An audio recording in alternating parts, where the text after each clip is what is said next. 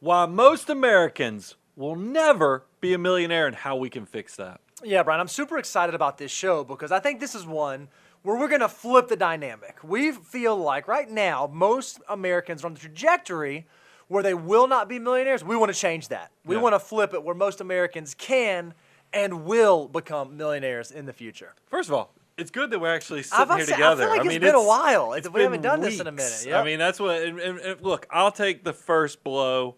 I was traveling like a week and a half, 2 weeks ago, and then last week, Bo was on a boat. I was indeed on a boat. Now, it was not this boat. This is a yacht. We weren't quite on a yacht, but me and a couple of the business owners did a little brainstorming session out on a houseboat, and it was awesome. Have you ever done a houseboat before? It was unbelievable. No. So, you buy all your food, you get in the houseboat, and you just kind of, sail because it has an engine. But you engine around the lake, and you pull up on shore. It was awesome. I highly recommend doing a houseboat trip. Yeah. Now, I don't know if it'd be fun with my kids because my kids are so little, but for 6 grown men, it was fantastic. Yeah, I need my houseboat to look that's what like you want this because I heard how many guys you had with 2 bathrooms. Yeah, I was like, that's probably there's some areas for improvement there. You got to be close. So let's talk about this because it is one of those things where I think about the tragedy of America is that there's so much opportunity. Mm-hmm. I mean, it really is. And Bo, you said this. You actually brought this to me in the fact that you said there's a saying where it's okay if you're born poor, but if you die broke, that's really on you. That's kind of on you, especially in this country. Because there's just so much opportunity to go out there and just start with a little and turn it into a lot just by understanding some basic components of wealth building. And that's kind of what we want to cover. And we've created content. We've got the financial order of operations. There's all kind of free deliverables. If you just go to moneyguy.com/resources, we're just giving it completely away. And financial order of operations, known by the acronym of FOO, the problem is most Americans are putting an M right in the middle of FOO with that FOMO, the fear of missing out, the lack of patience, the lack of, waiting for something through deferred gratification. Too many Americans want instant right now, and they use debt and all kind of other things to create problems for themselves. And so I said, okay, if we could distill this down, if we could think about sort of what are the bullet points around why folks don't achieve that millionaire status when they live in a time and in a system where it seems like there's nothing but opportunity out there for us to be able to capitalize on. So what are the reasons why most Americans never actually get there? Well, the first one, and you've heard us talk about this over and over and over again, is that they don't have the discipline required to become a millionaire. Yeah, this is, look, guys, it's amazing to me. Here's some stats. We're nerds. Sure. In the fact that there's a little over 330 million, I think around 331 million Americans out there. But you have to know like 84 million of those are kids. Okay. They're under the age of 18. So that brings the number down to 257 million Americans. Only 20 million of them are currently millionaires. And so in percentage terms, that's what, like 7? It's a little under 8%. A little under 8%. So you've got 92% of Americans are just not there. And that's what we want to kind of bridge that. I'd love to have at least 10, if not 12% of Americans be millionaires. And I think we give the tools to make it possible. But the first thing is you have to understand if you don't have $1,000 to your name through discipline, you run the risk of your financial life will be in the ditch with any little hiccup that comes your way. Because life is not... It's not just always going to be rainbows, sunshine, and unicorns. There will be bad things that come your way, and you've got to have enough liquidity to make it through those type of moments, and people just don't do it. Yeah, the statistic is alarming. You said, Brian, that 92% of adult Americans are not millionaires. But what you just said about having $1,000, that's even more alarming because we know that according to Bankrate.com, 61% of Americans right now have less than $1,000 in savings. So we're not talking about 7-figure wealth. 61% of folks could not come up with $1,000 tomorrow if their car broke down, if they had a major medical bill, if they needed something at the house. That is a tragic and devastating statistic. And I'm going to operate under the assumption, I think this is true, Brian, you cannot get to $1 million, you cannot get to millionaire status unless you get to that first $1,000 first. Yeah, and that's the step one, because deferred gratification, you've got to have margin. This is like when we go talk to high school students, the first thing, if somebody said, what's the secret to being successful? I'll say deferred gratification. Yep. You've got to live on less than you make. That's the first thing. I don't care if you make $25,000. I don't care if you make $50,000. I don't care if you make $100,000. If you're spending every dollar you make, you'll never have the margin to start building assets, to let your army of dollar bills start working for you. So that's the big part. You've got to have the discipline to create margin through deferred gratification by living on less than you make. That's the first thing that I think people get wrong, because they, like I said, they fall for the mirage of, we'll use credit cards. You know, look, I know I'm educated, I've learned, I'm owed this. I think in 5 years I'll be making what I think I should be making, so I'll create a bridge in the short term through credit card debt and other things instead of making the sacrifice right now. Like I said, do financial order of operations, the FOO. Don't do FOMO, where you're trying to create a pretender lifestyle that actually works against you in the long term. And so the number one thing is that Americans don't have the discipline required to be the millionaire. But even those that do have at least some level of discipline leads to sort of our second reason why most Americans will never be millionaires. They just don't save enough. While they are somewhat disciplined, I don't think they have a real view of what steps are necessary to actually get me from where I am now to where I want to be 20, 30, 40, 50 years from now. I love that we have a crack research staff with Daniel, because this slide that he put together, it kind of, I had to do a double take to see if I understood what was going on, because I knew savings rates, they're well below 10%. Sure. You know, and anybody who watches the Money Guy show, you know we want you saving 20 to 25% of your gross income before taxes, before deductions, and everything else. But then you find out that the typical American is saving well below 10%. And this graph that we have, for those that are listening through the podcast and not through YouTube, it's kind of amazing, because you're seeing we're floating between 5 to 8%. But then right around 2020, March specifically, because of the pandemic, you see that number bounce up to right under 35%. And you go, what in the world is going on here? Well, remember, we all got locked down. Yep. There was a lot of, stimulation a lot harder money. to spend money. Yeah, it was hard people couldn't travel. You couldn't really do much of anything except be locked down. And then we created all this stimulus money that came out.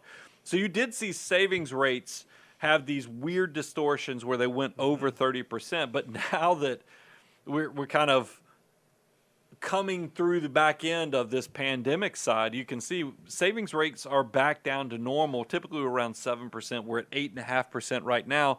But even with all the stimulus money and everything else, we're still a third of what we think actually creates wealth. And what I think is so remarkable, and you just said this, Brian, if you back out sort of this 2020 anomaly, I think the 10-year average since 2010 has been about 7.3%. Well, I think that most employers, if you work for a large employer that maybe has a simple IRA or a 401k or a 403b, a lot of those types of retirement plans will automatically put in 3% on your behalf, or maybe they have some sort of matching program. So I would bet even this like 7.5 to 8.5% number that's being quoted is even including employer money.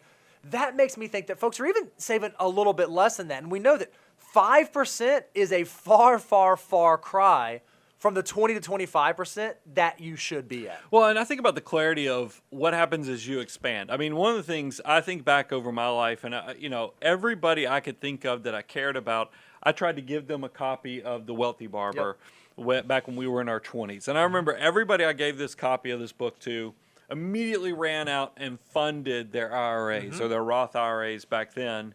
And that was exciting.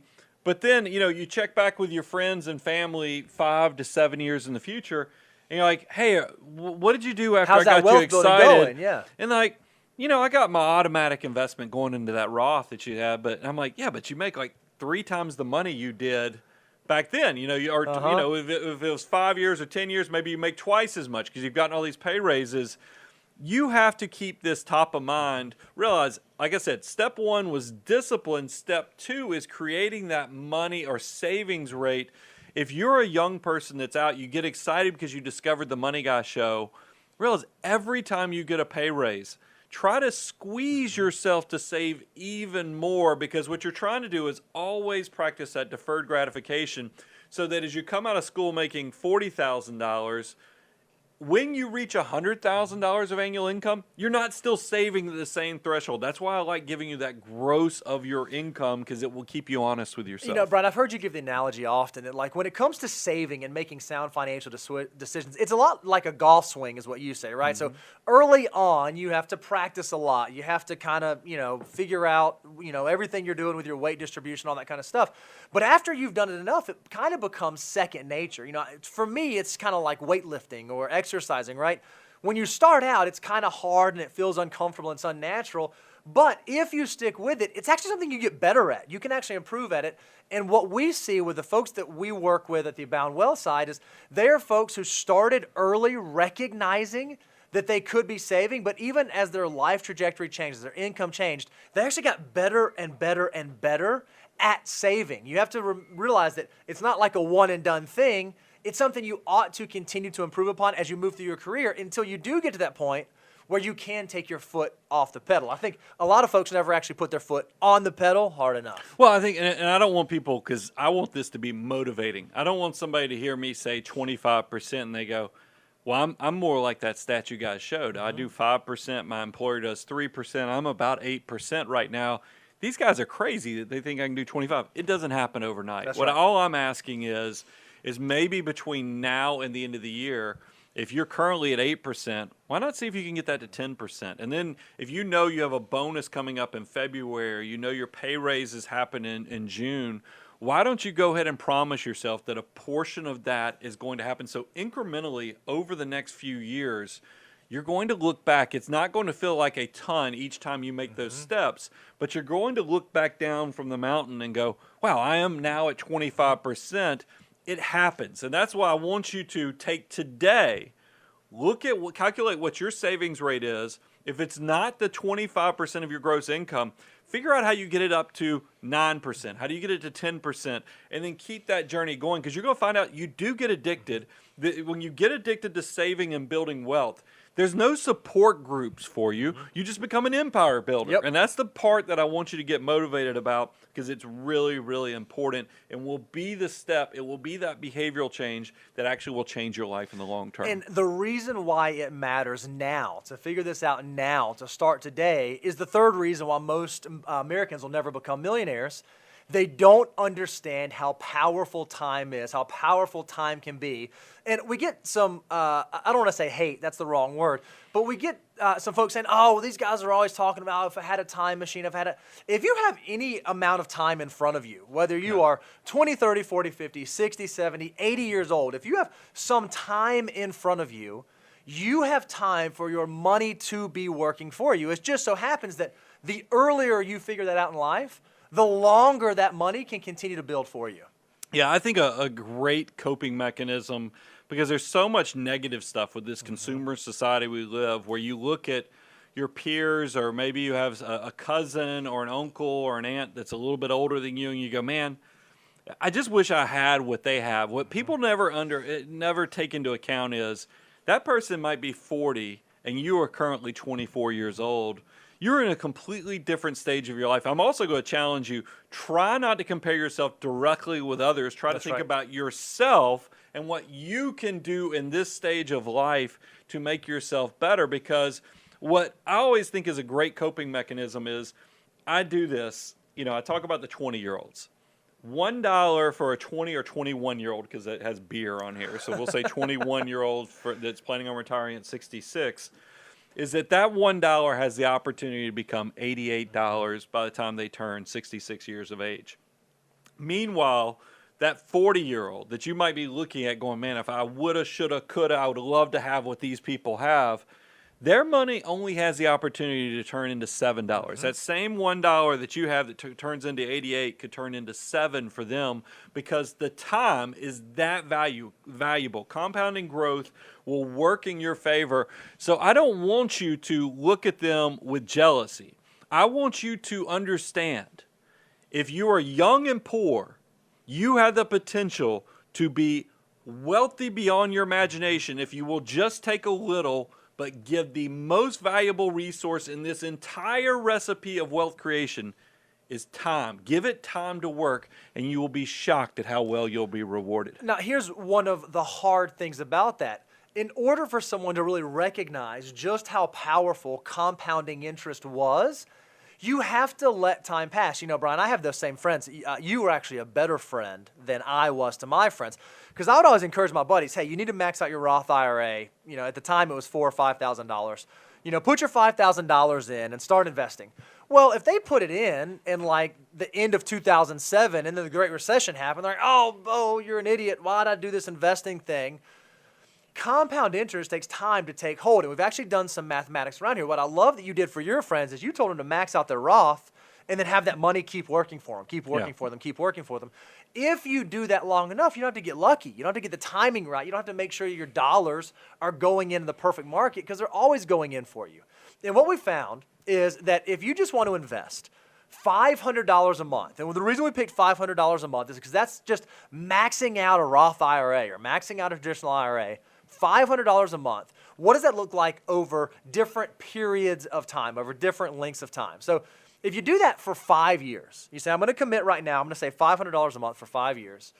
At the end of the 5-year period, about 18% of your account value will be growth. About 18% will have been money that your army of dollar bills made for you. I think it's interesting, because this is the point that when we created this illustration, because I want to make sure I give some color to this, because not everybody can see on YouTube. They're listening through this through podcasts as well. This is why we created this, is that 5 years into this, think about it. If you did 5 years, you know, that's right at 60 months. You're doing $5,000. You've basically got $30,000 invested.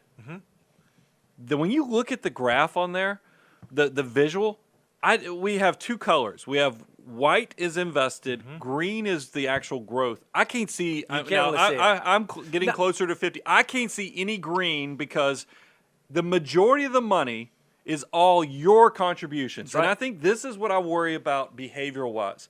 People will get excited. They watch this show, or they listen to it, and they go, I can do that. I can do $500 a month. It's kind of like that economics teacher told me, $100 a month, and I would be a millionaire by the time I retired when I was 17, 18 years old. I was like, I can do that. But if I would have looked back after just doing it 5 years, I'd have been like, that sucker was crazy. Yeah, I mean, because it didn't really. I've been doing this 5 years, and the majority of this money is all me. Where is this compounding interest? Where is this army of dollars that this idiot was talking about? You got to give it time. That's why, look, this is straight up mathematics. So it's not like we put some David Copperfield magic on this thing. Watch what happens the more time you give it, but you get rewarded for consistency and perseverance, but that part is always not discussed when you're trying to figure this out, because people just give up. After 10 years, right? So you've said, okay, make it past that 5-year time frame. I'm going to go for 10 years. Well, then 34%, or about a third of your total portfolio, comes from growth, not money that you put in. I can see the green growth now, but it still looks very small compared to the total thing. So I would be getting discouraged even after 10 years, and that's the saddest part for me, because now you've put in the time. Now you've probably reached the level of critical mass. This thing is going to start. You've created the boulder. Now we're going to start pushing it down the hill and watch what this thing can become. After 20 years... well, now you're at 59% growth. Look at that. Now you have more earnings than you do capital contributions. After 30 years, 76% of your account value is growth. And then after 40 years, after an entire working career, you just did $500 a month consistently. Well, by the end of that 40-year period, 86% of your account value is your money working for you, not dollars you had to go out and earn and put into the portfolio. And that's the powerful part there is that, like I said, we've now flipped this thing upside down. Now the majority of what you see is the green, which is the growth. And we see this with clients. One of my most fulfilling things is when we do quarterly reports, and I have a retiree client that's been a client for over a decade, and you see what was their principal contribution to the portfolio. And then when they started, they flipped the needle from saver to now spender because they're living off of these assets. You do reach a point. I have a few clients that have reached a point that they've actually spent down 100% of their original contribution. Yet somehow the account is still growing, and they have 7 figures that is absolutely none of their money anymore. It is all their army of dollar bills that grew. That is one of the most. I mean, it truly gives me tingles and the hair stands up on my arm because I think, wow, we watched them grow their wealth and help them be a part of this to where all their initial contributions are actually gone. They've been spent. They were spent a few years ago, yet somehow this account's still worth 7 figures because the army of dollars are still working much harder than they ever could with their brains, their backs, their hands. It's all being done by their investment capital doing all the heavy lifting. Now, what I love about this, Brian, is it's so simple, but it's not necessarily easy, right? Doing this over the course of a lifetime is the easy thing. I'm thinking about a client right now, Brian, that you and I, we've worked with this guy for a long time, and he always used to fight us on this. He was always looking for like other things to do and other ways to deploy his capital, and he'd never get excited about a 7% or 9% or 11%. And we've joked with him now. He's much older at this point, and he's not quite retired, but nearing retirement. And we've kind of joked with him that we had to drag him kicking and screaming into financial abundance, but it worked. The system worked. I think that's one of the benefits of having someone in your corner helping make sure that you stay accountable through that is they can give you that nudge to, hey, stay the course. That's one of the things we want to do in the Money Guy show for you guys. We want to say, hey, max out that Roth IRA. Hey, increase that savings rate. Hey, the market's freaking out. The world's losing its mind. Things are going crazy. Stay the course. And if you can do it over a long enough time period, you will set yourself up to live the life that you've always dreamed about. You mentioned, I grew up in a household where money was not wasted. But my parents didn't understand the value of investing. That's right. They were great at saving, didn't know how to turn it into investments. There is something very fulfilling. I'll never tell them who they are because because it's one of those things you don't want them to understand your realization that they had the components of making great incomes, but behaviorally they weren't natural savers. They weren't natural wealth builders. But through the accountability, through the coaching, I do have a group of clients that I feel like I have kind of dragged them into the behavioral side of creating wealth by saying, hey, dollar cost average, you just give me this portion of your income, we'll put it to work. And it is so fulfilling to actually see those people reach financial independence through, yes, they had the skill of creating income, but they needed somebody to be whispering in their ear constantly, stay the course, increase your savings, keep this working so we can have more money being invested through your army of dollars. And then to actually see it come to fruition and a plan to be truly executed well. This is why this is the greatest career in the world to do this, is kind of because it's like HGTV on steroids. Because instead of it being a 1-hour show where you watch something from beginning to end, we actually get to see it impact multiple lives, including generations.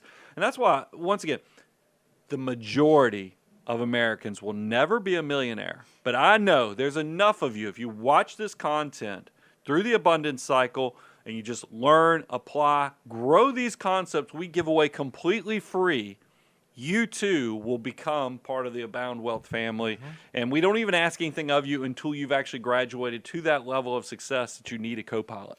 Maybe you say, you know what, guys, I'm in. I'm on board. I love this. I'm going to start doing it, but I don't know where to start. I don't know what to do with my next dollar. Think about checking out the Financial Order of Operations course. You can go to learn.moneyguy.com. Go to moneyguy.com/resources and get our free deliverable that will walk you through the 9 steps. But if you want to go a little bit deeper, you want to know a little bit more, you want to make sure that you're putting your dollars exactly where your dollars should be going, go check out learn.moneyguy.com. I'm your host, Brian Preston, Mr. Bo Hansen, Money Guy team, out. All right, so one of the things that we love doing on these shows, right, is answering your questions. So right now, you guys have the questions coming in. We have all of our team out on the wings, making sure the questions get in front of us. So if you have something you want us to weigh in on, there's a question you're curious about, there's something that you're not sure if we've covered, or maybe you just want to see what our take is, make sure you get it in here, and the team is going to put it on here right in front of us. And our goal is going to be, oh my gosh, we have a ton of questions. Oh, that's great. That's awesome. I love answering questions, especially since we got the band back together. I do. Reby, you did awesome work, by the way. When I was out, you did great. When Bo was out, but it's still good, to have Ringo back. So first question, I don't know who wrote this one in. Reby, who's your favorite to be on the show? Water off the duck. Who's your favorite to be on the show with, Brian or Bo? That people are asking this question. Which one is your? She said you couldn't hear that. She said Bo. I'm sorry. Sorry about that. She did not say Bo. All right. This first question. This is from James McBee, and this is what James said. Hey, I know the guys have given plenty of advice in the past on buying a car, but are the money guys absolutely against leasing? I'm not talking about leasing luxury vehicles either. Cheap workhorse cars, more than I have to worry about maintenance than the desire to have a new car every 3 years. So we haven't talked about leasing a ton, but we do have some experience with clients that have done that. I want to talk about maybe some of the times when it was good, times when it was bad. First, I like to give the foundation of Sure. why is leasing not something that we talk about a ton. Look, I know we're in a unique time right now where used cars have actually appreciated in value. There's a supply shortage of new cars, so weird distortions. But this stuff will level out. So I'm going to give you more timeless advice that works, even when we're outside of these unique events. Cars typically are not great for your financial well-being. Sure. Because they depreciate rapidly. We know within the first 4 years, typically a car is going to depreciate by 50%, especially new cars. The other part is you have to pay to maintain them. You have to pay to put it for insurance on them. And then it's just one of those things where people's eyes are typically bigger than their wallets with cars, because the financing now is, I think we're close to 7 years on average. We're at 84 months. Somewhere around there, and that's a disaster long term, because you end up never owning your life. Anything. So that is probably, I can see why James asked this question, because he's like, well, heck, if everybody's renting their life anyway, why not just go ahead and choose the product that is designed for rent?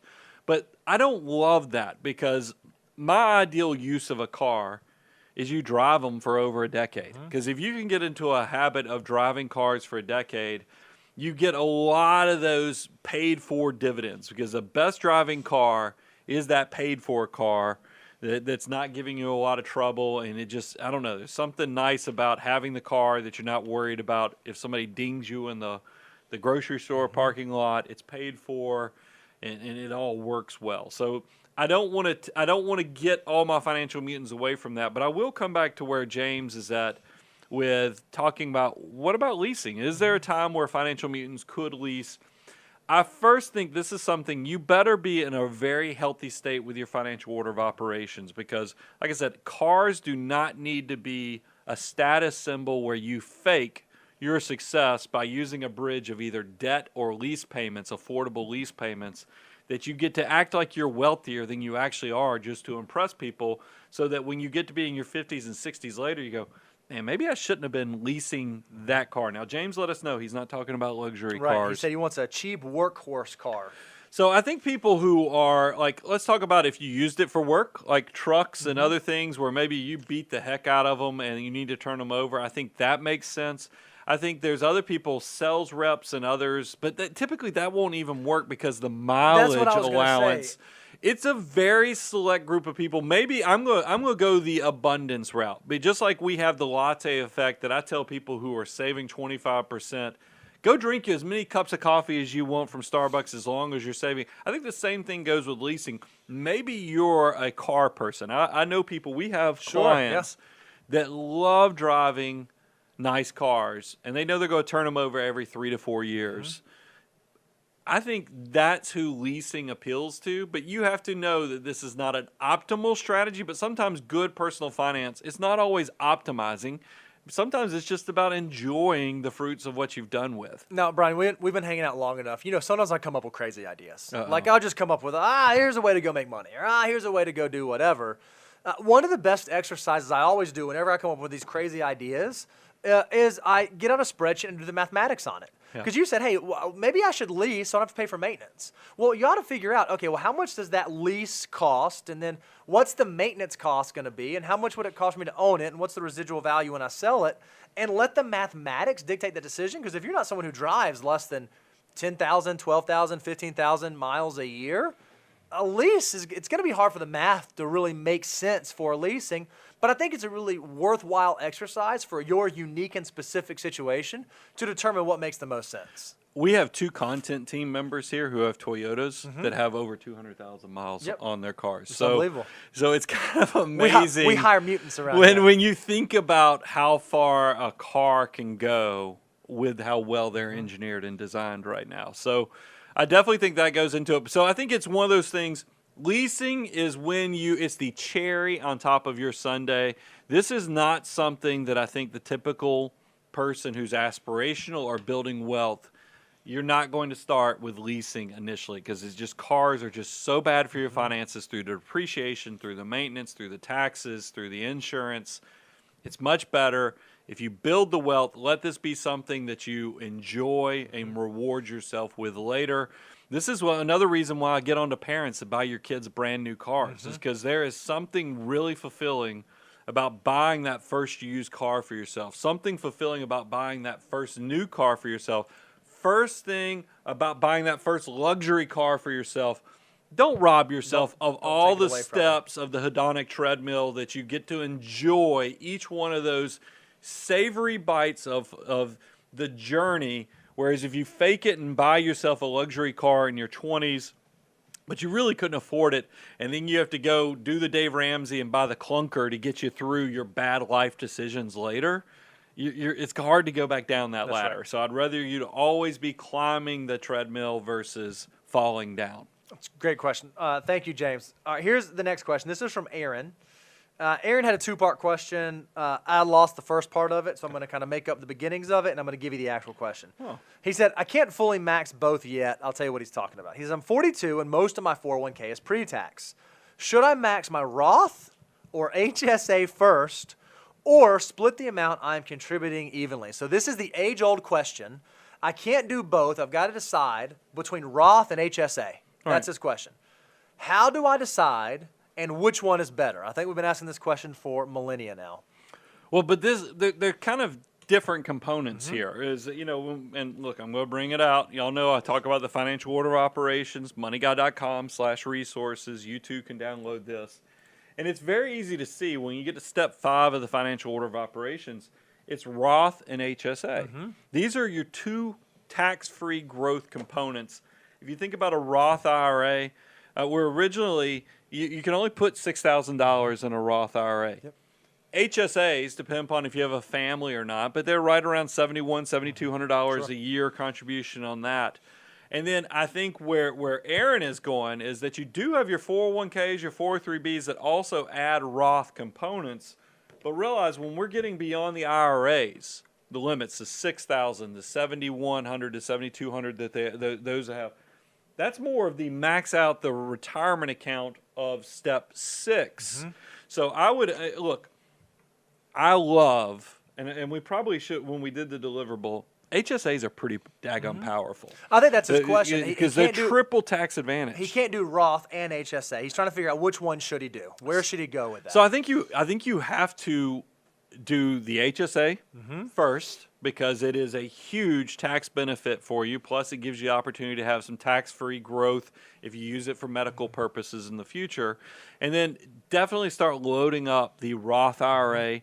When you get past the $6,000 on the Roth IRA, then you can step into step 6 of the financial order of operations and try to see if you can get that all the way up to 19.5. As long as it's fits into then, because you do when you get to step 6, and Bo, I'm going to leave the meat on the bone for you to fill this in.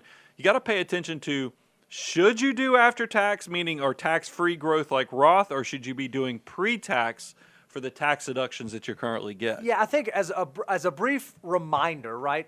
So Roth IRAs are fantastic. You can put money in, you don't get a current year tax deduction, but you invest those dollars, and if you pull them out later in life, after age 59 and a half, it can be tax-free forever. So all that growth is completely tax-free.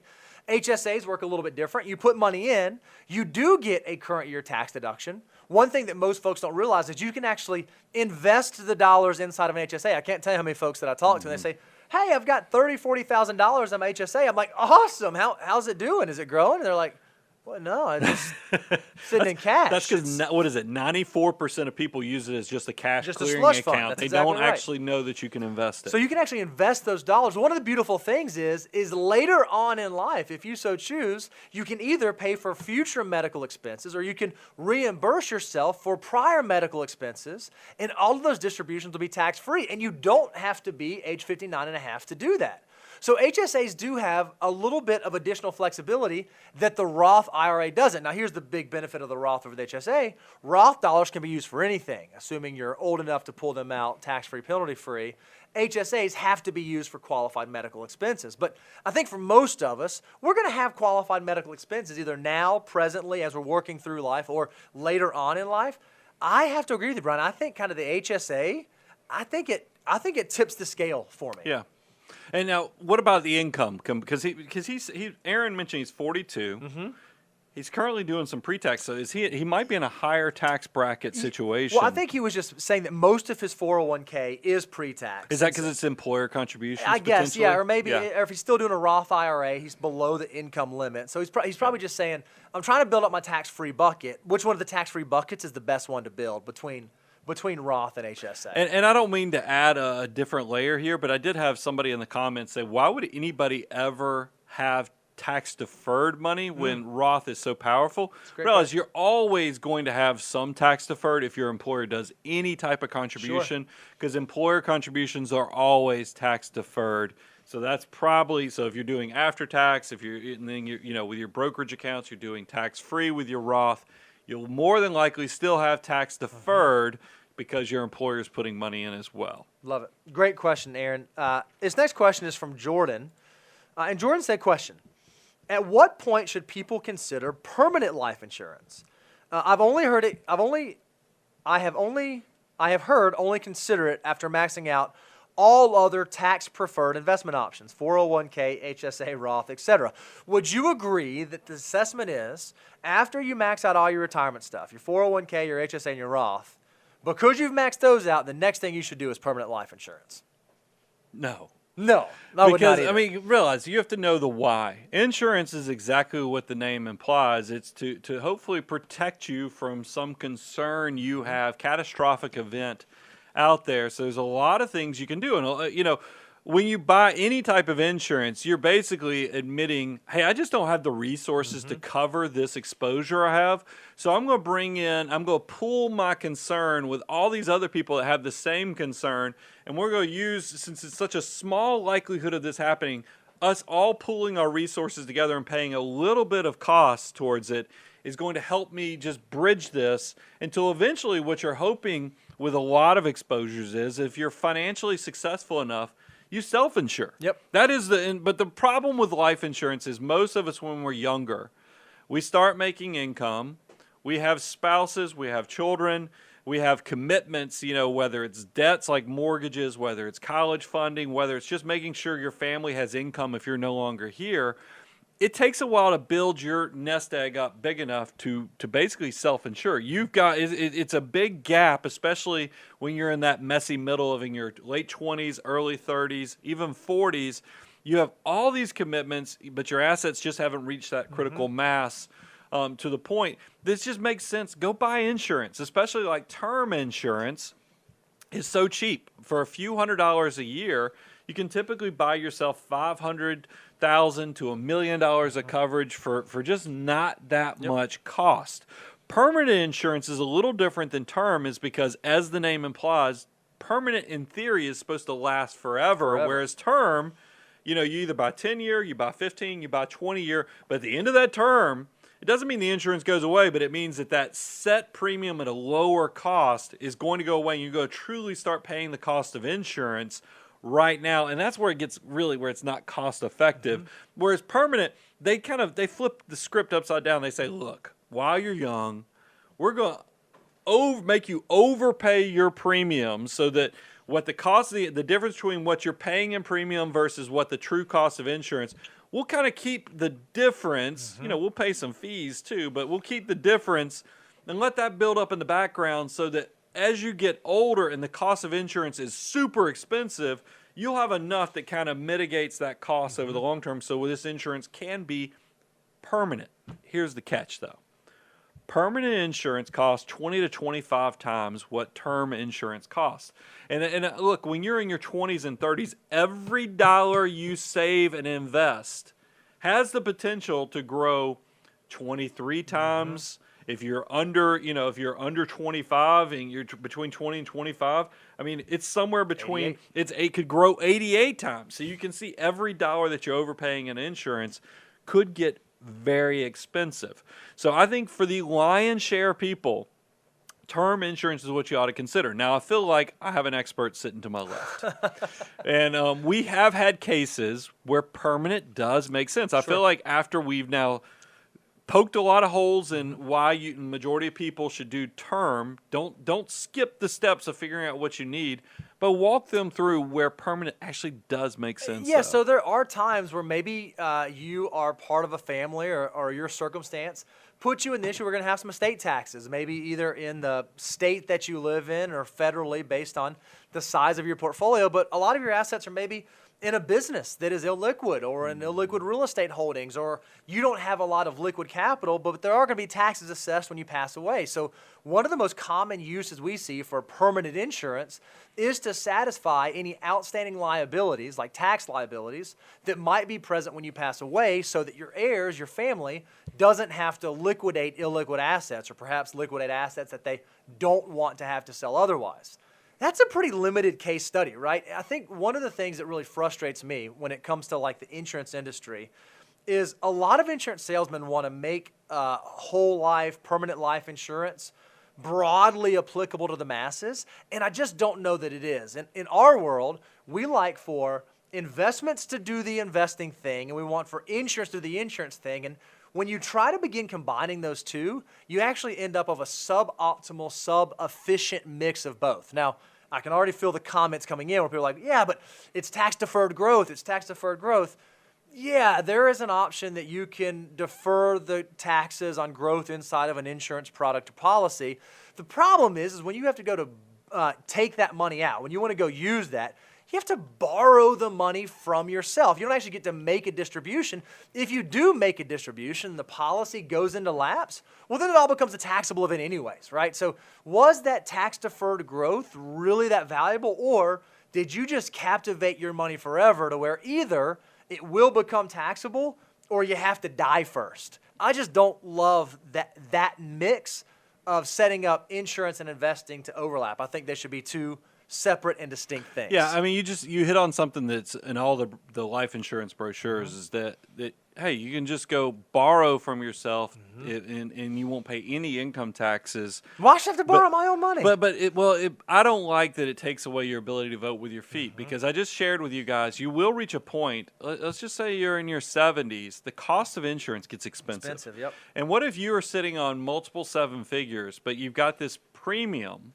because you took loans to put the kids through college, because somebody convinced you, hey, that'd be a great way to pay for college was just go borrow off of these permanent life insurance. Because you ate out part of the cash value, you brought it down to a point. Now you're still making premiums payments, but you're like, this is just, I don't ridiculous. need to keep making these insurance payments, but you have to. You are now married to this policy because if it lapses, you have a huge tax bill that's due. So it's just a weird situation because you can't vote with your feet. The only way you can get away from the liability is to die with it so that it's not like your family gets the full death benefit. Part of that death benefit will be to pay down the loan that you took to pay for college, but you'll at least be freeing them of the obligation of paying your life insurance. That's not the greatest thing. I more daydream that you build your army of dollar bills up, you buy term life insurance to cover all of your needs, like your kids. That's why you have the kids. What do you think? When do they go leave the nest to be on their own? Have the term insurance go away then. You can layer multiple policies. Maybe each time you have a kid, you buy a new life insurance policy. Maybe when you bought the big house that you're raising all the kids in with the mortgage, you bought a policy that covered that. So then as these life events start falling off, like the kids leave the house, the mortgage is paid off, the insurance starts going away each time those life events occur. So you do get to that point where you're in your 70s and all your debts are paid. You don't need your army of dollars. You don't need to be making money because your army of dollar bills are doing it. You've taken away, you've simplified your life by removing encumbrances and obligations and simplified things so you can enjoy the fruits and the abundance that you've created for yourself. I love it. Love it. Love it. Great question. This next question is from Charles. Charles says, hey, what are your thoughts on setting money aside in a brokerage account for flexibility instead of a 529 or maybe even a hybrid approach? So obviously Charles is thinking about saving for college for his children, and he knows that 529s are a great mechanism to save for college because you can put the money in. In some states, when you put the money in, you can get a state tax deduction for those contributions. You can invest those dollars to grow for the next 5, 10, 15, 18 years until your child gets to college age. And then if you use those funds for qualified college expenses, all that growth will have been tax-free. It's a great way to do that. Well, Charles said, hey, I'd like a little bit of flexibility. I'd like to maybe, what if I don't need it for college? Should I think about doing it in a brokerage account? Are there goods? Are there bads? Should I do a hybrid? What's the best way to think about that? Yeah, the first is, once again, I look through all things with what should you do with your next dollar. It's kind of that lens to maximize your decision-making. And the first thing, 529s have expanded their opportunities for people. You know, they started out as just college savings accounts, but now through legislation changes and policy updates, they can fund private education, K through 12. They can help supply, computers and other things, even if you don't do private education. They really have expanded to, it's not even college anymore. Now you can do trade schools and all kind of other things. So they're very versatile in a lot of ways, and don't forget the opportunity that if you don't use all the money, you can pass them down to siblings or even for yourself or your spouse to use.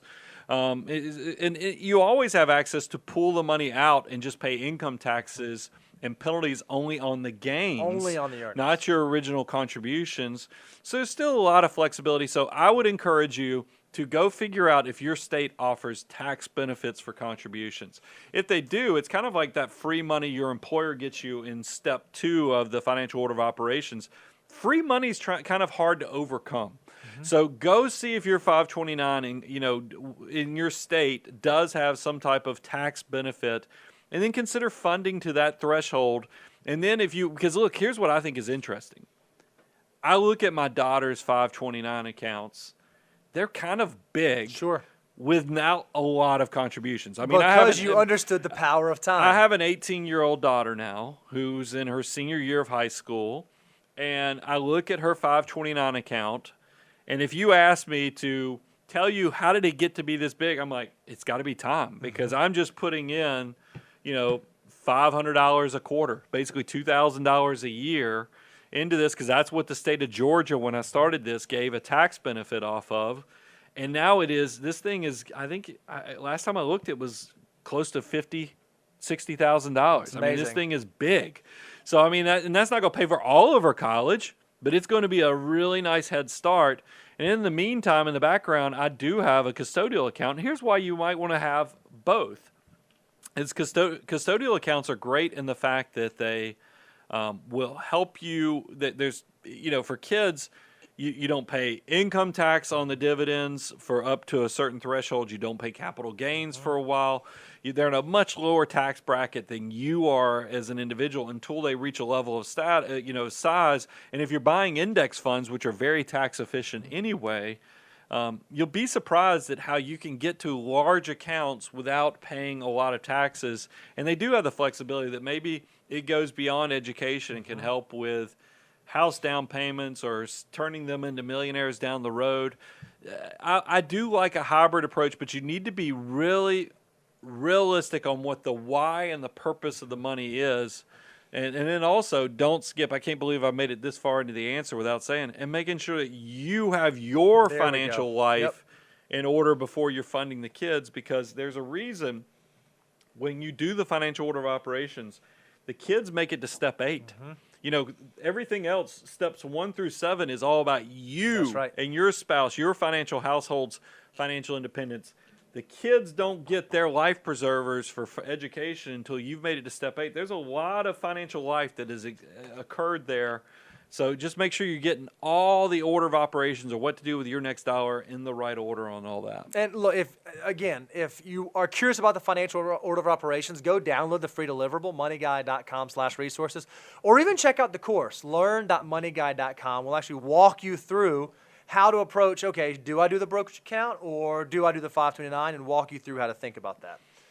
All right, this next question is from Kristen. Kristen said, my husband and I are working on building our 3 to 6 month emergency fund. My question is, when is it okay to tap that money? Would a down payment on a home be an acceptable reason? I feel like I get this a lot, Brian, and I see it on both sides. I see folks that build up their emergency fund and they use it for everything, like this, everything. And then I see those folks that build up an emergency fund and it sits there and they never, ever, ever, ever, ever, ever, ever, ever touch it. It just sits there and sits there and sits there. What's the best way to think about it? How should an emergency fund realistically be used? Well, I mean, I want it to be something you're not, it doesn't need to be part of your clearing account that's on a monthly basis. You're like, oops, you know, I know we're saving, the guys tell us to save 20, 25% of our income. We're doing it, but yet somehow we keep pulling every month out of that savings account or that investment account. You're not really saving 20, 25% if you're using it as just a clearing account to go between.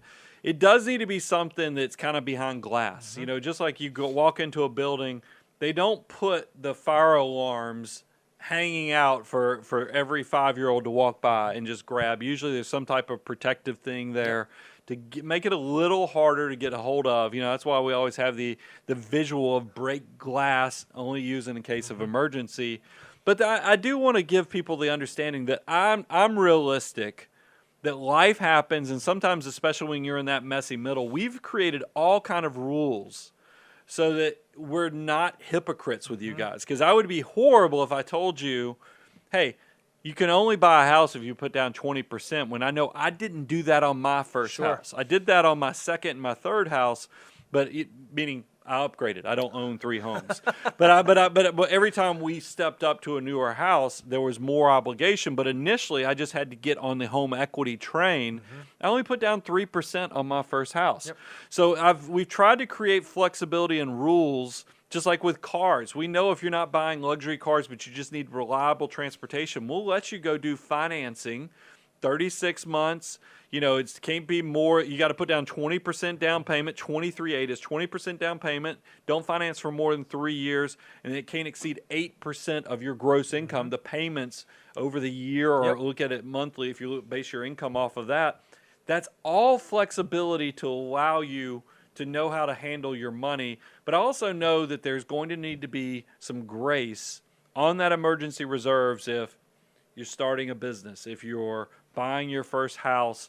There's going to be things that come along that you're like, man, I hate to do it. We're going to have to break that glass, but to get into this first house, we might have to get into this, but I want it to haunt you.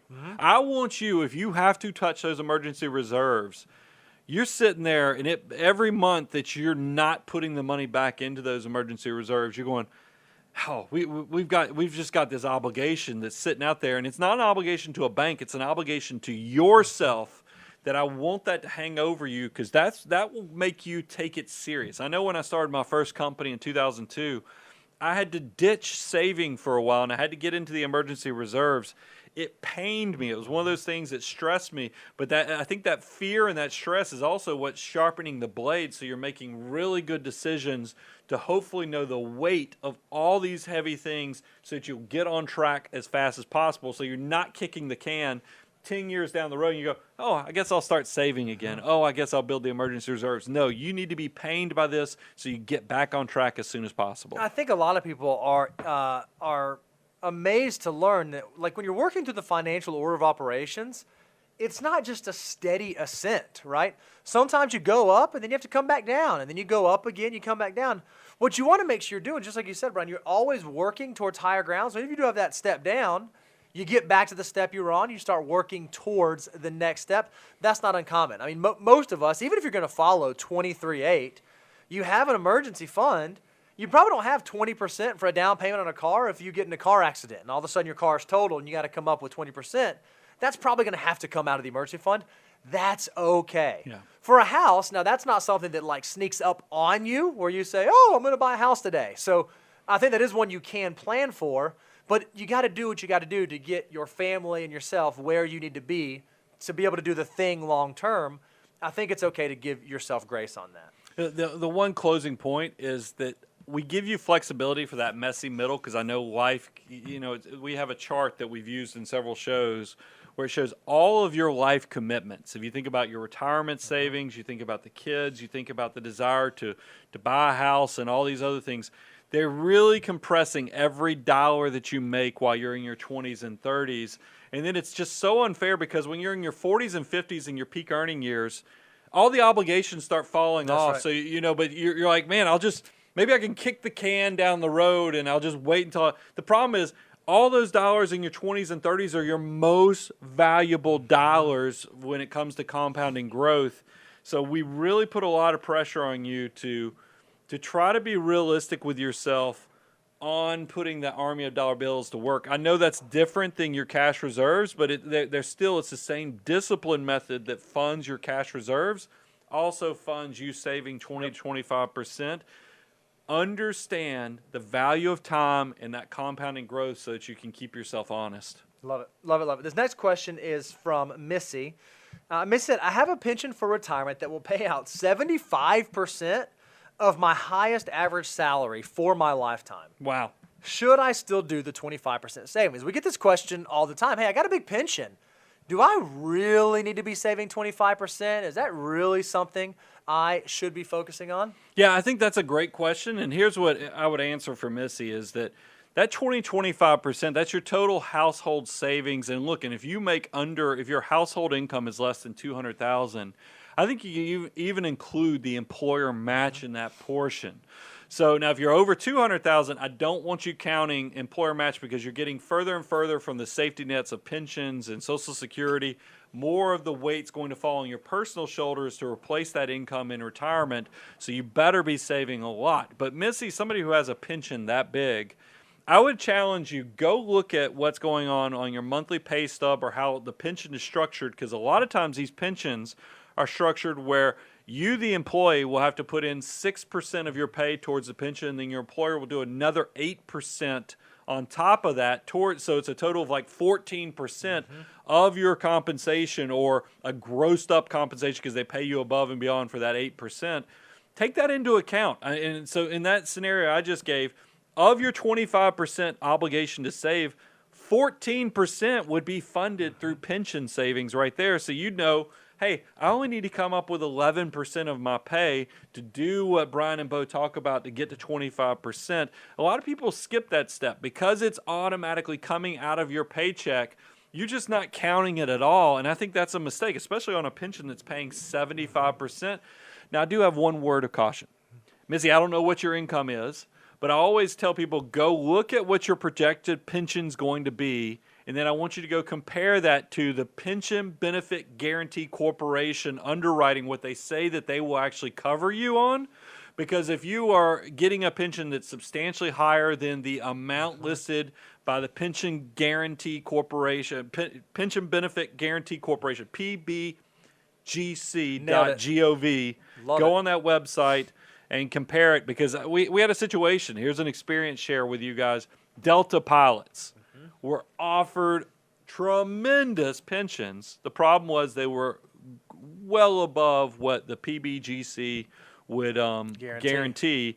So when Delta took away those pensions, they were left holding the bag in a large part.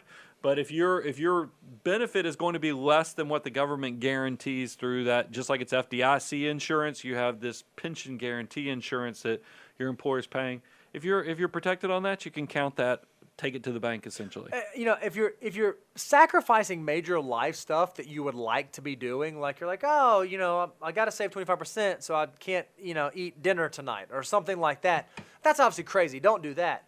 But if you do have a 25% savings rate on top of a pension that's going to pay out 75%, what you're likely going to do for yourself is give yourself maximum flexibility early on in life, and I think that's okay. So you ought to weigh, again, what are your goals? What are the things you're hoping to accomplish? If you do still hit your 25%, just because that pension is there doesn't mean you should try to go find ways to spend money. It just means that maybe instead of working until 65, you get to stop working at 60 or 55 if your pension allows. That might give you a lot of flexibility to live the life that you want to live a little sooner than you were planning on living it. Sure. This next question is from Jordan. And I like this one because this is like a marriage counseling question. How would you deal with a situation in which your spouse desperately wants to buy a house at 22, but you're thinking financially it would be a terrible idea? So it sounds like Jordan is young. The spouse, so this sounds like they're 22. One spouse wants to buy a house. The other spouse thinks, no, that's a horrible idea. How would you recommend they go about finding some reconciliation there? Look, I love good communication. We've done some marriage shows in the past that were kind of entertaining also because we found out that, I loved picking on Bo back then because we've been doing the show long enough that we were able to ask Bo questions as he was getting married and then got to come back to him a year later. I would encourage you to go check out those shows. So you got married in 2012. So the show would have been in probably June or July of 2012, and then we did it again in 2013. You can go check it out. I think it's called like Love and Marriage and Finances if you want to Google that. So moneyguy.com, you can go look at our archives on that. But good communication is very important in a successful marriage. And I think that it's not uncommon that you'll have two different goals. Now, 22 years of age, you're young. I mean, I think Bo and I are overachievers, and I think you bought your first house at 21. And I was 24. Yeah, I was 21 when I bought my house. So that's really early to the game. But I think part of the communication is y'all write down what the next 5 to 10 year goals are. And then I want you to also go download the free deliverable, moneyguy.com/resources, financial order of operations deliverable. See where you guys are in that process too, because realize 22 is pretty close to 20. What we talk about are 21. For getting $1 as an opportunity to turn into $88. And I would start doing the old nerdy accounting thing of create a plus column and a negative column. And each of you put together what you think the pluses of buying this house, what the concerns are for buying this house. And y'all kind of have a discussion. You can even turn it into a date night. Or where you have a good meal and discuss the pros and cons here. And I think you'll be surprised if y'all have and you share what your fears as well as your goals with each other. You'll find that there's probably more common ground and you can work through, is this the right time? Now, I'll tell you, Jordan, that there's part of me that's a little concerned, look at this and see if it fits into your cash flow as well as where you guys want to be. At 22, you might be in a different career. Sure. You might need to live in a different part of the country. All these things because housing. Kids, family, school system. Housing is so, I love being a homeowner, but there's so many things that once you buy the farm or buy the house, sure. You're kind of locked in. You set roots because it's an illiquid investment that sometimes is not as easy. Now, I know right now you could put a 2x4 here in Nashville on the side of the wall and you'd have 3 contracts or 20 contracts on it. But that's not normal. And I just don't, when you buy a house, you're buying a house that you at a minimum need to live in for 5 to 7 years to cover the transaction costs because real estate's not something that's easy to get into. Lay all that out, have good communication so that you guys can make a good couple decision. Here's a piece of unsolicited advice, but I'm just going to share with you one of my mistakes, so hopefully you can learn from this. The fact that you're listening to a financial show means you're probably the more financially minded person in the relationship. Well, because of that, make sure you approach this, because even in your question you said, hey, and I think this is a terrible idea. Make sure you're careful imposing your opinion on your spouse. Make sure you ask them, hey, why do you think that a house makes the right sense? What are the things you have to accomplish? For me, so we live here. There are a bunch of different grocery stores that you can shop at here. In my mind, it makes sense to get the most amount of groceries for the lowest price possible. That just seems to be what makes the most sense. My wife has a different view on this, and so I recognize that as we had this conversation, sometimes it's okay, even though I'm like the financial person in our relationship, because I understand like what her goals and preferences are, sometimes it's okay for us to make less than optimal financial decisions because we know we're following the food elsewhere, and it's going to be okay. So I just think that's an interesting thing if one person is the financial. Well, I mean, early now, look, it's old now, just like all the other books I recommend. When I first got married, I bought my wife, we went to something, and it was recommended that men are from Mars and women are from Venus. Communication is such an important part of it. And so you saying I think it's a terrible idea, you have to make sure you speak in that right love language or whatever is needed, because that's a completely different book. But you do need to make sure you phrase, because sometimes how you package things, your discussion, that's why I always encourage all couples, the golden rule, treat others like you want to be treated. And I think you'll find that it's also back to the 7 Habits of Highly Effective. I mean, well, gosh. How many books are you going to try? We're going to go through the Dale Carnegie, too. I mean, how to make friends and influence people. I mean, there's so much of this that's all Look. If you wanted the Money Guy reading list, you just got it. There is nothing new under the sun. You just need to go learn some of these skill sets, and your relationship will be rewarded. Look, I just had my 23rd wedding anniversary. So I mean, happy anniversary, man. There's definitely more than 10,000 hours in this knowledge base. You're an expert. Would your wife be? Oh yeah, he's an expert for sure at marriage. I think she would say that we do good things together. Yeah, you say she's pretty good. All right, this next question is from Juan. Juan said, what should I do if I have 3 to 4 times a 6-month emergency fund? So I think that means like 18 to 24 months, if I'm doing my math right. We're scared to invest in case the market crashes. Yeah. So right now, at this present recording, market's been doing pretty well for a while now. It sounds like Juan built his first 6-month emergency fund. He's like, well, I'll just build another one, and I'll build another one. So he's got a lot of cash, and he's thinking, man, I want to get this army of dollar bills working for me, but I'm nervous and I'm scared and the market's frightening and it's at all-time highs. How should he think about that? What are some things he could do to cope with that? Well, I mean, we get the question. I mean, it was just yesterday, coming back from the airport, and people find out what you do for a living, and they're like, hey, what do you think the market's going to do? Should I be investing right now? And I said, look, here's all I can tell you.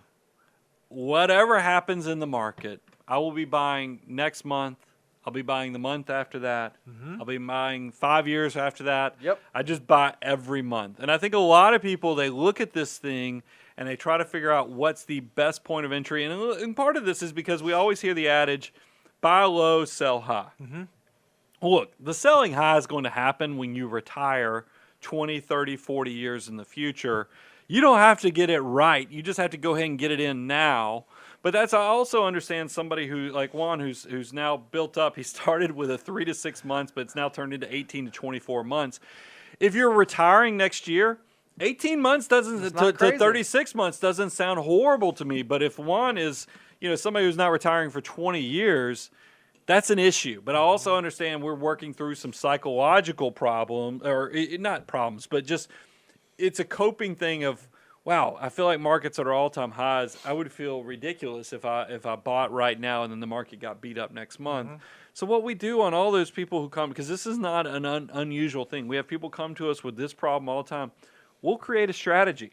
We'll say, look, maybe you need to dollar cost average that pot of money that's above and beyond your emergency reserves over the next 6 months, over the next 10 months, so that you can have a system to put the money to work. And look, it can be a dynamic system, meaning that if all of a sudden you were in month 2 and the market got beat up like it did in 2020 with the pandemic and went down 20%, you can always accelerate into a dollar cost averaging plan where you're buying even more. But more than likely what will happen is you're going to fast forward 6 to 10 months in the future. The money will have worked. Now it's fully invested. You've created a monthly savings plan. The money will have made some money, and you'll be like, hey, now I'm finally back into it. I'm invested. I'm diversified, and it worked. But Juan, at some point, you got to quit trying to time the market. You just got to trust that, look, I talk about the fact, you got to trust the fact that things are always improving. We're always innovating. There's always going to be better technology, and you're going to be able to buy and invest into that. If you think about how much we as a human race have accomplished in the last 20 years, it's probably going to be 2, 3, 4 times even greater in the next 20 years because this is actually accelerating. Innovation and opportunities are actually increasing despite what the news media tells you. So get on board with that one and create a systematic plan that lets you take out the behavioral limitations that are keeping you from being part of it. Yeah, I love the dollar cost averaging solution. The other thing that I'd say is if you are skittish, make sure you have a risk appropriate portfolio, right? So make sure that when you're going into this dollar cost averaging plan, you probably aren't the type of person that needs a 95-5 portfolio, meaning 95 risk on, 5% risk off type assets. You may need something a little more balanced, a little more well-diversified. Find out what type of portfolio is going to allow you to stay the course. Because you said it, Brian. In that second month, if the market gets like its teeth kicked in, you should get excited and think about accelerating. But if you're already skittish, I would bet that second month market freaks out, you're going to be like, I'm done with this, right? So make sure you have a portfolio that appropriately measures the risk that makes sense for your unique risk tolerance as well as your unique risk capacity. And if you do that well in the front end, you're going to have a much higher probability of success with staying the course through the rest of your investment plan. All right, this next question is from Kirk. Kirk said, I love this one. Hey, do you have any guidelines for buying a first home? I'm debt-free, have about 5 to 6 months of emergency reserves. I'm saving 25% of my income for retirement, and I recently started saving for a down payment. So he's like checking all the boxes. Man. His question is, when it comes to a first home, what are the things that make that unique? Or what are some things I should think about as I approach my very first-time home purchase? Yeah, I mean, there's multiple components here. There's the enjoyment factor, and then there's the analytical number side of this. At first, Kirk, I don't know, you didn't tell us if you're single, if you're married.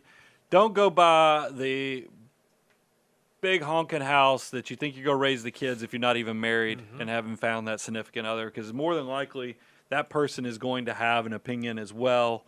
So it's better to have some flexibility. Now, if you do have your significant other already and y'all are on the same page with it, we can position to from the why, after you look at career, are we going to be here for the 5 to 7 years that we need to? Is my significant other going to appreciate or like this decision of where we are? Does this fit into the schools if we decide we're going to have kids and so forth? All that will come into shaping what your picture and what your why looks like. And once you figure out the yes, let's move forward versus no and where the spectrum is, you can then kind of move to the analytical side of this is. And I know this is hard on the coast, and then a lot of you guys will throw rocks at it, but I'm always like, look, if you can't make this work within the guidelines we're telling you, you got to squeeze somewhere else, but don't hurt your future savings and your retirement savings and your wealth building. You just a lot's going to fall on you. But I like to keep housing below 25% of your gross income. I know that is an aggressive number because the basic debt indicator is around 28%. When you say keep housing, you mean like the monthly service on your housing? Principal, interest, 25%. Taxes, and insurance. And if you want to get squirrely and really aggressive, you can do utilities. But I'm not going to push the utilities on people. But it is, you need to be thinking about how much housing costs, because I think it is the biggest expense that people have. And I just don't want to see you go take down a house that is now 50 to 60% of your life, because you'll find that your house rich and life poor, because then you put on top of that your income taxes, you put on top of that your retirement savings. You're going to find out, and I don't even know what debt obligations, because what if you have student loan debt and other things sitting out there, you might find you just can't make it all work. So you kind of have to back into the mathematics of the situation, but first go through where you are in life, what the goals are, what lines up on, is this the right decision, then transition over to the analytical calculation to make sure you know where the guardrails are so that you do get that great big beautiful tomorrow of saving for the future, so you get all the things. I think, Kirk, somebody like you who's obviously going through like a financial order of operations type checklist, because you mentioned you're already saving this amount, you already have this much in cash reserves, you're doing all the right things. You're very methodical. You're very disciplined. This is going to work out well to create a process to answer the question. Now, one of the big things that we always give, and I think it's a big relief because I don't know that a lot of people in the financial industry espouse this, but you always hear 20% for down payment, 20% for down payment, 20% for down payment. And that's great. We do like for you to put 20% down on a home when you buy a home.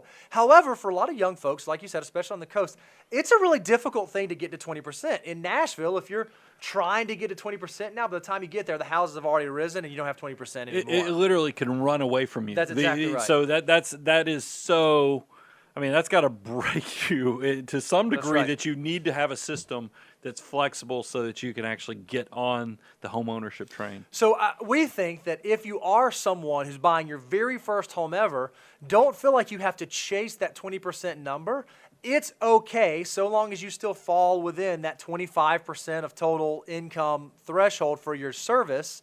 It's okay if you only put 3, 5, 10% down on that first house. Now, that's only on your first house. If you decide you want to level up, if you decide you want to upgrade or move to your second home, well, then you got to do the 20%. But to get into that first home, assuming everything else lines up and everything else makes sense, don't try to kill yourself trying to get to 20% when perhaps 3, 5, 10% will do the job, and it'll let you go ahead and get on the side of home ownership. That's great. This next question, Brian, is from Mike. Mike says, my new job has an HSA plan. However, it's actually more expensive than their non-HSA plans. Is it better to save on the insurance premiums and invest that while foregoing the HSA aspect? Yeah, always. If you have an employer-provided plan, obviously that's required. HSAs require that you have to have a high-deductible health insurance plan.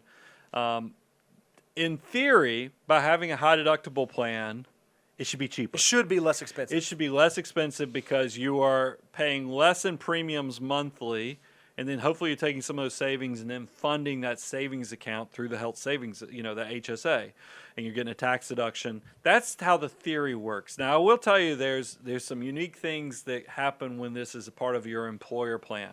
These cafeteria plans, a lot of times I think that these HSAs get put on there as bolt-ons because you've got a lot of legacy employees that are part of the PPO or the HMO where the employer is heavily subsidizing the health insurance, meaning that you, the employee, is only paying a portion of what the true cost of this coverage is. The employer is paying the lion's share, but probably enough employees went to the employer and said, hey, I've listened to this Money Guy show, and they keep talking about how great HSAs are. Why don't we offer HSAs? And I can see the owner of the business or the HR department is like, oh, okay. I mean, I guess because we have 5 financial mutants that are asking for it, and we have 86 people over here that are part of the legacy plan. We'll just ask our insurance provider if they can bolt on an HSA. And they'll do it, but they won't throw any money at it because, like I said, their legacy insurance is the PPO or the HMO, and they're throwing just tons of money towards that. Employers don't have to let the dollars be the exact same between the plans. You would think per employee it would be, I'm going to give you $500 a month towards your health insurance and you use it. It's not always that way. Sometimes there's inefficiencies where they'll highly subsidize the traditional insurance and then give less to the high deductible health insurance plan. You've got to go run the numbers. I mean, because I ran into that exact same situation when I worked in county government. Yep. Is that we kept high subsidies on the traditional insurance because that's where the lion's share of the employees, and we didn't want to rock the boat. Put a high deductible plan, but less money was going there, so it was less compelling of a reason. So I would tell you definitely go run the numbers on, and it sounds like you've done that, and it's still the traditional is better. Well, look, as much as I love high health savings accounts, you're not a fool. You have to pay attention to the math of the situation, and if you can get more coverage for less money, that's pretty compelling. Yeah, I want to just, when you say run the numbers, one of the things that I encourage everyone to do every year at open enrollment is there's sort of these 3 different things that you have to look at. Step number 1 is look at your difference in premium costs. So start a T column and put how much the premiums for either one of the 2 plans you're assessing are. Then number 2, you have to kind of estimate what you think your expenses are going to be in a given year. Like how often do the kids go to the doctor? How often do you go to the doctor? What sort of medications are you on? That sort of thing. So you figure out how much will those things cost on this plan? How much will those things cost on this plan. And then if HSA is one of your considerations, you have to look at the tax savings for the HSA. Well, you take A plus B plus C, and you can kind of arrive at which one makes the most mathematical sense. You will be amazed to learn that at different ages and stages of life, it might change. Like in years that you're thinking about growing the family and having a baby or having a major procedure done, it might not make sense to the HSA. In other years, the HSA might come out ahead. So I think you ought to do that math every single year at open enrollment. Would you agree with that? Yeah, definitely. The high deductible plan is great in years you don't have medical expenses. You are in those years that you're growing the family. You're going to probably want more of the traditional insurance experience. Take advantage of open enrollment periods. They do allow you to bob and weave between the different cafeteria options. Do the math, though. Don't just don't do it like what you did last year. Actually put the homework in, because you will be rewarded financially by just making sure you're proactive with the benefits you get through your employer. All right, this next question, Brian, this is from Zachary. Zachary said, I just got my first adult job. He must have, you know what, I bet did he listen to that show that y'all did while I was out? Was that what it was about? Maybe so.